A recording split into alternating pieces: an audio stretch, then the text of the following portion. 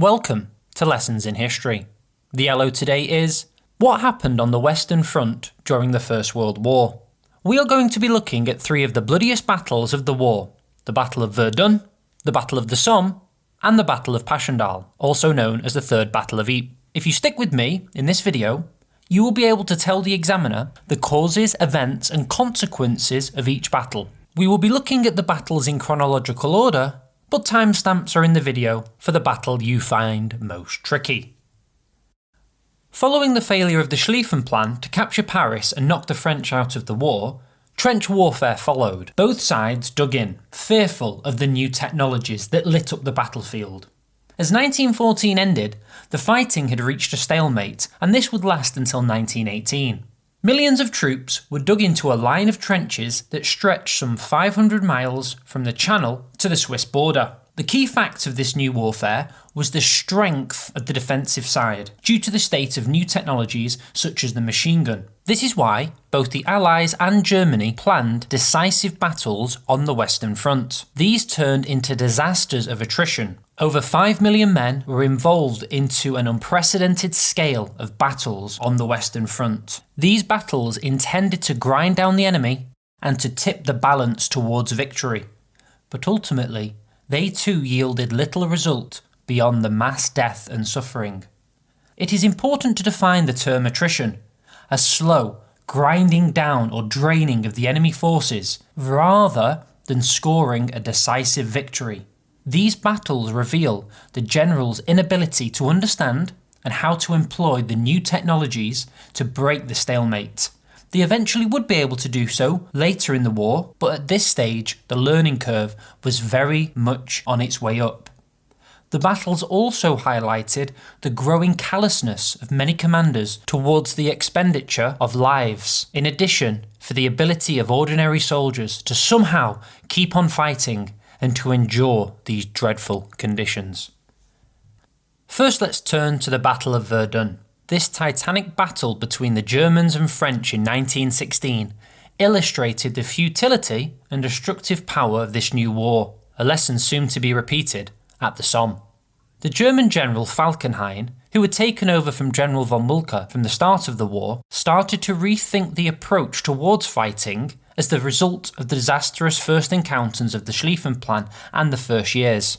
Falkenhayn thought in strategic terms that Britain was the decisive enemy, which could be defeated only by knocking out its main ally, France, leaving Britain no choice but to seek a peace with Germany, and Germany would have won a decisive victory. His key challenge then was the question of how to knock France out of the war, and his answer he arrived at was by grinding down the French manpower reserves. Falkenhayn's plan, as he put it, aimed to bleed the French army white. If they could be lured into a battle, the French would have to commit their reserves again and again, eventually being drawn into a blood mill, and would find themselves at some point without reinforcement and unable to continue the fight. To mark the decisive nature of the battle, Falkenhayn named the operation Judgment. The historic city of Verdun, surrounded by 19 forts, was targeted for its symbolic and military significance for the French. The location was vulnerable to attack as the land formed a salient,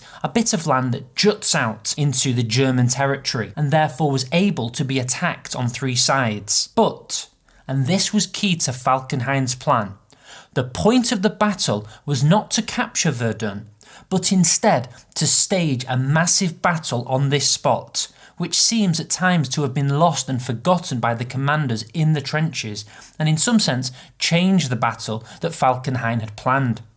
On the first day, February 21st, 1916, a massive bombardment began. German guns fired 1 million shells, 20 tons of shells per acre on the first day.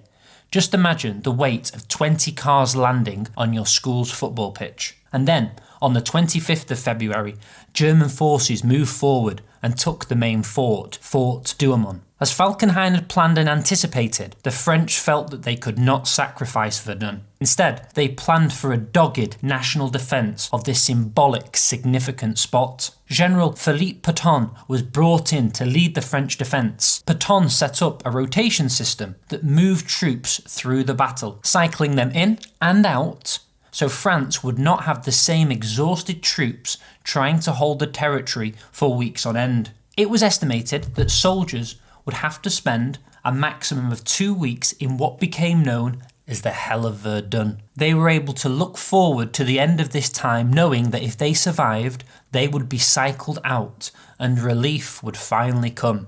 Roughly 3/4 of the French army rotated through this meat grinder. Pétain, with his own firmness of character, rallied the French defenders, vowing the famous phrase, "They shall not pass." The battle's high point was over after June 1916. The French pleaded with the British to begin the Somme offensive, opening in July, drawing off German resources from Verdun, and gave some relief. The battle drew to a close in November 1916, with the French very proudly recapturing the fort on October 24th to December 18th, 1916.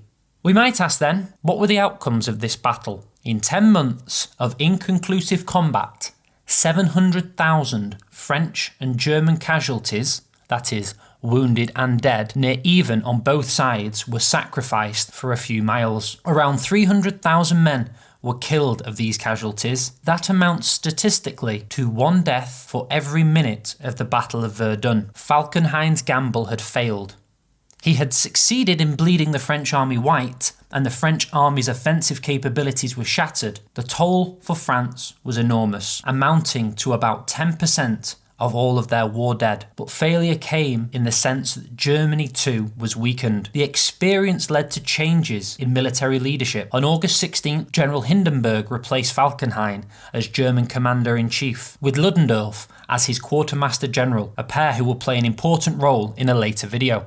In France, Petain's reputation soared and he was made Marshal of France. The aftermath of the battle was remarkable. An estimated 12 million unexploded shells still lie in the Verdun area. If you visit Verdun today, the landscape is unnatural in its form as a result of the shelling and fighting that took place, claiming the lives of 300,000 souls. Before the Battle of Verdun ended, the Battle of the Somme began. The Great Offensive on the Somme had long been planned as a joint Allied operation, with the French and the British cooperating together in an assault on the German lines. The defence of Verdun drew off French forces, leaving the British to take the lead. The Somme was chosen because it was a location where the French and British could cooperate together. That was its attraction, and that's why it was chosen. Now that the French were unable to cooperate in a manner they had previously promised, this area was not advantageous as planned. The British took the lead under the command of General Sir Douglas Haig.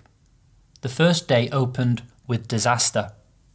After an intense bombardment of 5 days on the German lines, intending to cut the barbed wire and destroy the machine gun emplacements and the bunkers of German defenders, British troops were sent forward on July 1st, 1916. The expectation of Haig and other commanders was that a breakthrough and a fast advance would follow once the line had been broken. Expecting minimal resistance, British soldiers carried around 30 kilos or 5 stone, or an extremely small Year 7, worth of equipment, slowing their progress, and they moved forward against the German lines slowly, step by step in this shell-ridden, warped land.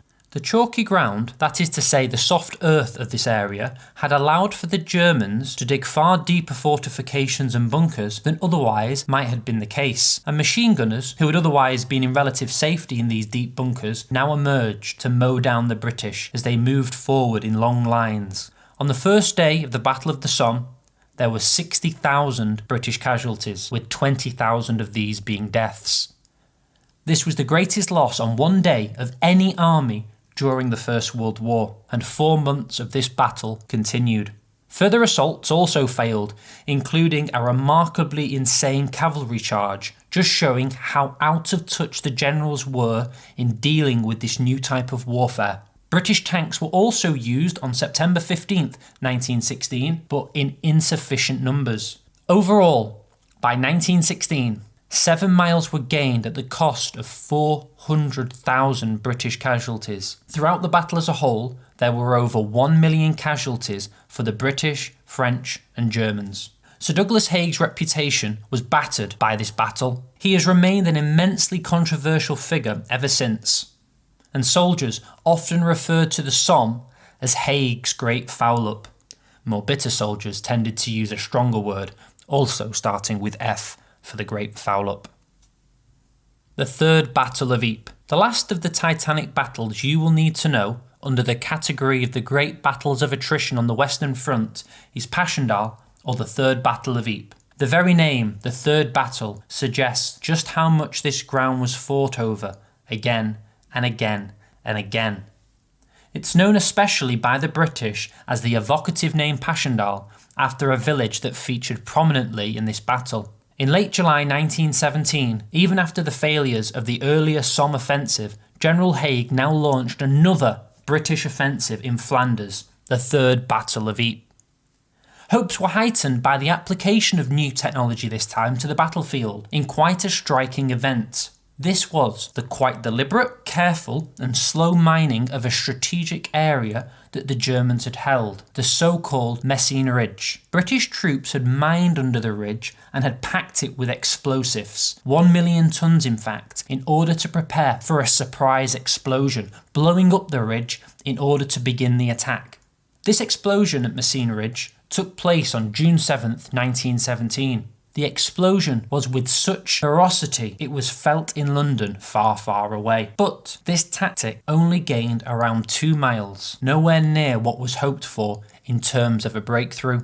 It has often been called the Battle of Mud for the torrential rain that hit the region. Haig had high hopes of breaking through the German lines to open Belgian territory and prepare for an attack on Germany itself. The attack began on the 31st of July 1917. Torrential rain turned the ground into quite literally seas of mud and wet. Tanks sank in the mud and disappeared.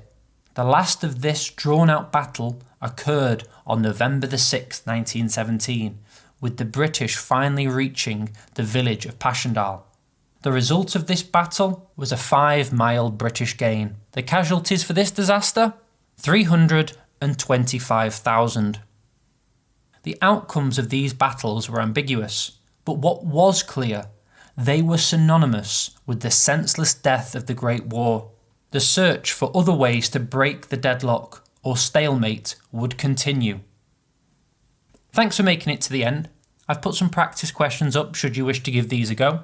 Leave any questions you have in the comments if you are unsure of the content of these battles and what you would like to see next. Remember, these videos are here for your benefit, so if you liked the video, give generously to this year's Poppy Appeal, and if you didn't, then equally give generously to this year's Poppy Appeal. Do you think Haig deserves the title the Butcher of the Somme? Or did he sufficiently weaken German forces to effectively lose his own men in battle, but ultimately win the war? I'd be curious to hear what you think in the comments. Don't forget to subscribe and to follow along on Instagram, where I post daily revision facts at your request. Thanks for watching Lessons in History, and I'll see you in the next video.